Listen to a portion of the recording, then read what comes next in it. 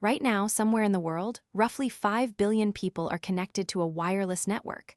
Wi-Fi, Bluetooth, GPS, the invisible architecture that runs every phone, every hospital monitor, every driverless car, every financial transaction conducted without a cable.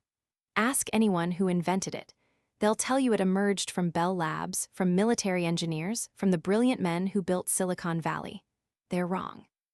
The woman who laid the mathematical foundation for all of it was a refugee from Vienna, a film star. A woman whose face was so striking that MGM's Louis B. Mayer called her the most beautiful woman in the world, and that designation followed her like a curse for the rest of her life, crowding out every other thing she was. Her name was Hedy Lamarr. She held the patent. The military used it without paying her. The patent expired in 1959. The technology was declassified and adopted in 1960. She missed compensation by a single year. She died in January 2000, largely alone in a Florida apartment, while the industry built on her idea minted billionaires she would never meet. That is not a metaphor. That is exactly what happened. Hedwig Eva Maria Kiesler was born in Vienna in 1914, the only child of Emil Kiesler, a bank director, and Gertrude Lichtwitz, a pianist.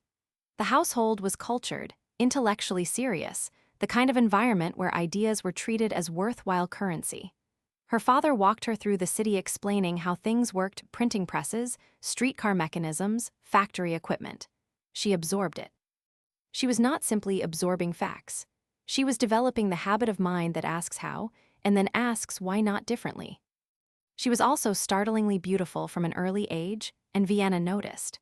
She was discovered by a film director at 17, and by 1933, she appeared in a Czech film called Ecstasy that caused a sensation across Europe, partly for its content, partly because of what it signaled. Here was a young woman of obvious intelligence who had chosen to use her appearance as a door into a wider world. The door opened somewhere she hadn't fully planned. In 1933, she married Friedrich Mandl. The marriage was, by every credible account, a trap. Mandl was one of the wealthiest arms manufacturers in Europe, a man with contracts connecting him to both Mussolini and Hitler's Germany. He was controlling, obsessively jealous, and he kept Hedy effectively imprisoned in their palatial home. He displayed her at dinner parties for fascist officials and weapons engineers the way a collector displays a trophy. She was expected to be decorative and silent. But she listened. She was present at those dinners, and the conversation was technical, weapons systems, torpedo guidance, military communication. She understood more than anyone in the room suspected. She was not decoration. She was studying. She escaped in 1937, disguising herself as a maid, slipping out of Austria with a small amount of jewelry, and making her way to Paris, then London. On a ship to New York, she encountered Louis B. Mayer, signed a contract, and reinvented herself as Hedy Lamarr. The name she gave the world was borrowed. The mind underneath it was entirely her own. Hollywood in the 1940s was not a place that rewarded women for intellectual complexity. The studio system required a specific transaction: beauty in exchange for fame. Hedy Lamarr delivered the beauty, received the fame, and quietly resented the bargain. She was known to keep a drafting table in her trailer on set. She tinkered. She invented. She filed a patent in 1942 for an improved traffic stoplight. She developed a tablet that dissolved in water to create a carbonated drink, though the formula needed work. None of this was taken seriously. She was the most glamorous woman in Hollywood. That was the only sentence anyone felt they needed. In 1940, she met George Antheil at a dinner party in Los Angeles. Antheil was a composer, avant-garde, experimental, the kind of artist who thought about music in terms of mechanical systems, having once scored a piece for 16 synchronized player pianos. They were an unlikely pair, and they began talking about a problem that had been troubling Hedy since her years in Mandl's dining rooms. Radio-controlled torpedoes were theoretically decisive weapons, but they had a catastrophic flaw. Their guidance signals could be jammed. An enemy who identified the radio frequency controlling a torpedo could simply overwhelm it with interference on that same frequency, sending the weapon off course or disabling it entirely. Hedy knew this because she had heard it discussed at those fascist dinner tables in Vienna. The technical problem stated plainly, the solution elusive. She had been thinking about it, on and off for years. The insight that she and Anthil developed together was elegant and genuinely radical. Instead of transmitting a guidance signal on a single fixed frequency, which could be found and jammed, what if the signal hopped rapidly between frequencies in a pattern that both the transmitter and receiver knew in advance, but that an enemy couldn't predict or follow? The signal would be moving too fast, too unpredictably, to jam. It would be, in effect, a secret language written in frequency changes instead of words. The synchronization problem, how do you keep the transmitter and the receiver hopping in perfect coordination, was what Anthil solved. He proposed using something like a player-piano roll, a mechanical synchronized timing device that both the torpedo and its controller would follow in lockstep. The mechanism was his contribution.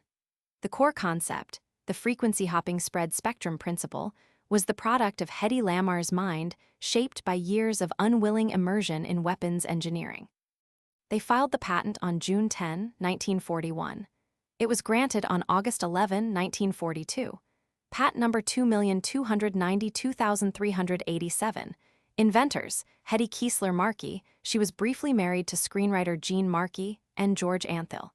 The technology was donated to the United States government. Neither of them asked for money. It was wartime. She wanted to help. The Navy rejected it. The official reasoning was that the mechanism was too bulky to fit inside a torpedo.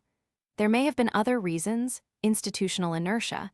The difficulty engineers had taking a concept seriously when one of its inventors was the woman currently starring in films alongside Clark Gable. The precise thinking behind the rejection is not documented clearly, but the outcome is: the patent sat in a drawer. The Navy suggested, instead, that Hedy Lamarr could better serve the war effort by using her celebrity to sell war bonds. She did. She raised millions in a single evening. She was sent back to the only room they thought she belonged in. What happened next requires careful accounting, because the timeline is not ambiguous. It is documented in patent records and military declassification files, and it is damning. Hedy Lamarr and George Anthil's patent was filed in 1941 and granted in 1942. Under patent law at the time, protection lasted 17 years. The patent expired in 1959. In 1957, 2 years before expiration, engineers at the Sylvania Electronic Systems Division began developing a communication system for naval vessels that used frequency-hopping spread spectrum. Their work drew on the principle that Lamarr and Anthil had patented. In 1962, the technology was used during the Cuban Missile Crisis. The military had quietly adopted it. The declassification of the relevant systems came just after the patent's death. Whether the timing was deliberate or coincidental is a question that cannot be answered with certainty. What can be stated without any qualification is this: the United States military used the principle Hedy Lamarr patented, used it in active operations, and paid her nothing. Not a licensing fee, not a royalty, not an acknowledgement.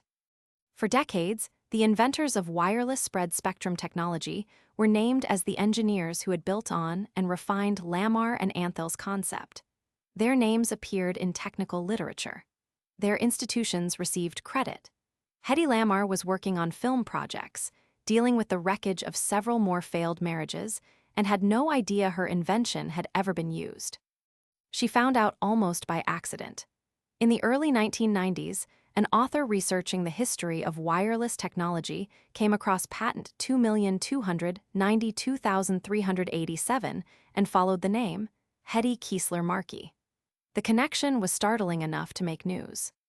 Here was a woman who had appeared on the cover of every major magazine in the 1940s, a woman so famous her face was used as a model for Disney's Snow White. And she held a foundational patent in communications technology that had been sitting invisibly in plain sight for 50 years. The Electronic Frontier Foundation gave Hedy Lamarr and George Anthil their Pioneer Award in 1997. She was 82 years old. She accepted by telephone. She had largely withdrawn from public life by then, troubled by a series of health issues, and by some accounts, deeply unhappy with how age had treated the only currency the world had ever valued in her. When she was told about the award, she reportedly said simply, "It's about time." Anthil had died in 1959. He never knew. There was no financial restitution. The statute of limitations on patent claims had long since closed. The companies building wireless networks in the 1990s, the companies that would become the backbone of a multi-trillion-dollar industry, owed Hedy Lamarr nothing, legally. The window had closed before anyone had thought to open it on her behalf. She died on January 19, 2000, in Castleberry, Florida. She was 85. Her son scattered her ashes in the Vienna woods, as she had requested, a return to the city she'd fled 6 decades earlier, the city that had given her the education in weapons systems that her captors never knew they were providing.